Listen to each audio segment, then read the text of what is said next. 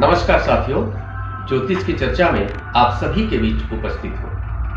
आज की चर्चा में हम जानेंगे सिंह लग्न में बुध नीच राशि में क्या फल देंगे। आप सभी के सामने ये सिंह लग्न का चार्ट है। इस लग्न चार्ट के अंदर बुध अपनी नीच राशि मीन राशि में होकर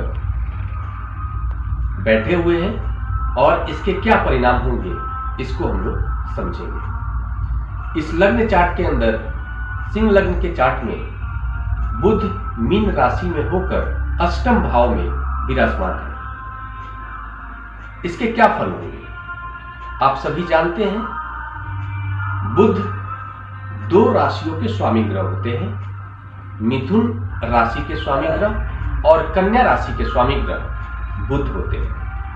इस लग्न चार्ट के अंदर बुध की भूमिका एकादश भाव के स्वामी ग्रह के रूप में है और द्वितीय भाव के स्वामी ग्रह के रूप में। द्वितीय भाव में 6 नंबर आ रहा है। नंबर 6 नंबर राशि कन्या राशि होती है और एकादश भाव के अंदर 3 नंबर आप सभी के सामने लिखा हुआ दिख रहा है। 3 नंबर राशि मिथुन राशि होती है और इन दोनों राशियों के स्वामी ग्रह बुध होते हैं।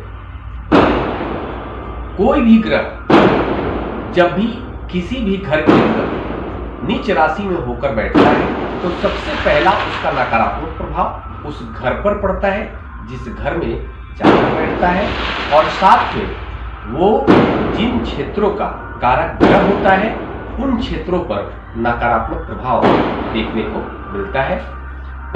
इसके अलावा वो ग्रह जिस किसी भी घर का स्वामी ग्रह है उस घर से संबंधित भी जातक को अपने जीवन में नकारात्मक प्रभाव देखने को मिलता है। इस लग्न चार्ट के अंदर बुध नीच राशि में होकर 12th अष्टम हाउस के अंदर, माफ कीजिएगा, अष्टम भाव के अंदर नीच राशि में होकर बुध बैठा है। अष्टम जो भाव होता है वो बड़े रोगों का होता है, आयु का होता है, साथ में आपको सट्टा मार्केट का होता है और आपको गुप्त ज्ञान का होता है, इनोवेशन का होता है, डिस्कवरी का होता है। इसके परिणाम स्वरूप हम ये पाएंगे कि जातक को बुध से संबंधित नकारात्मक प्रभाव वो अष्टम भाव के अकॉर्डिंग मिलने वाला है। जातक को बुध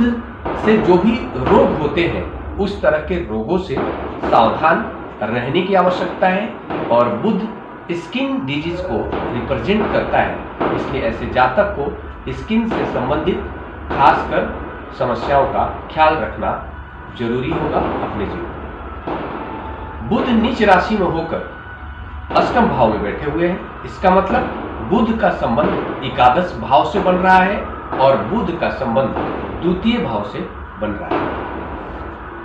यहां पर जो बुध की स्थिति होगी वह यह होगी कि जातक का धनेश और एकादश भाव के स्वामी ग्रह लाभेश दोनों ही कमजोर होकर अष्टम भाव के अंदर जाकर बैठे हुए, जिसके परिणाम स्वरूप जातक के जीवन में धन से संबंधित बहुत सारी समस्याओं का सामना करने को मिलेगा। द्वितीय जो भाव होता है वो आपको वाणी का होता है, द्वितीय भाव धन का होता है, द्वितीय भाव कुटुंब का होता है, जिसके परिणाम स्वरूप बुध नीच राशि में होकर जाकर बैठे हुए हैं। तो हम मानेंगे कि जातक के जो कुटुंब होंगे वो भी आपको जातक को सहयोग करने वाले नहीं होंगे, और जातक की जो खुद की जो वाणी होगी वो प्रभावशाली नहीं होगी। उसके वाणी से लोग प्रभावित होने वाले नहीं होंगे। ये सारे प्रभाव बुध के नकारात्मक प्रभाव के कारण जातक को अपने जीवन में देखने को मिलेगा।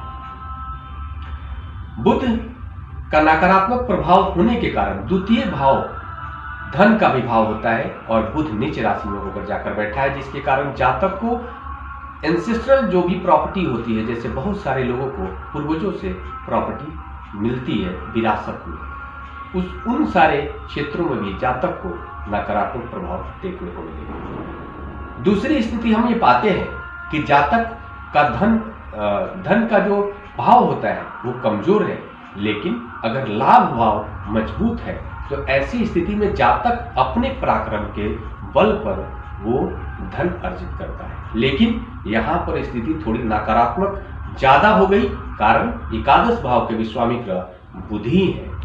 एकादश भाव लाभ भाव हो गया और लाभ भाव के स्वामी ग्रह बुध हो गए, जो नीच राशि में होकर अष्टम भाव में जाकर बैठे हुए। मतलब जातक अगर कोई भी कार्य करेगा तो उन कार्यों में बहुत सारे नकारात्मक प्रभाव देखने को मिलेंगे, बहुत सारे अड़चने देखने को मिलेगा और सफलता कोसों दूर देखने को मिलेगा। ऐसी स्थिति में खासकर जातक को बुध से संबंधित क्षेत्रों में काम नहीं करना चाहिए। बुध जिस किसी भी बिजनेस को, व्यापार को या कार्य को रिप्रेजेंट करता है, उन क्षेत्रों में जातक को कार्य नहीं करना चाहिए। बुध की स्थिति कमजोर होने के कारण जैसे जातक का जो गणनात्मक ज्ञान होता है वो कमजोर हो जाता है। बुध ही एक ऐसा ग्रह है जो जातक को बड़ा व्यापारी बनाता है, अच्छी वाणी देता है, जिसके परिणाम स्वरूप जातक बड़े बड़े व्यापारी भी बनते हैं। इसके कारण हम ये पाएंगे कि जातक के अंदर किसी भी चीज को कैलकुलेट करने की जो क्षमता होगी वो कम होगी, मतलब आकलन नहीं कर पाएगा। और आकलन नहीं करने का मतलब ये होता है कि जातक अपने जीवन में अपने फेवर में फैसले लेने में असफल होता हुआ दिखेगा, जिसके कारण उसको अपने जीवन में बहुत सारे नकारात्मक प्रभाव देखने को मिलेंगे। इसके रेमेडीज के तौर पर हम ये पाएंगे कि जातक के अंदर किसी भी चीज को कैलकुलेट करने की जो क्षमता होगी वो कम होगी, मतलब आकलन नहीं कर पाएगा। और आकलन नहीं करने का मतलब ये होता है कि जातक अपने जीवन में अपने फेवर में फैसले लेने में असफल होता हुआ दिखेगा, जिसके कारण उसको अपने जीवन में बहुत सारे नकारात्मक प्रभाव देखने को मिलेंगे। इसके रेमेडीज के तौर पर हम ये पाएंगे कि जातक को बुध को ठीक करने की कोशिश करनी चाहिए। और ये जो प्रभाव बताया गया है पर्टिकुलर एक ग्रह की स्थिति के बारे में बताया गया है।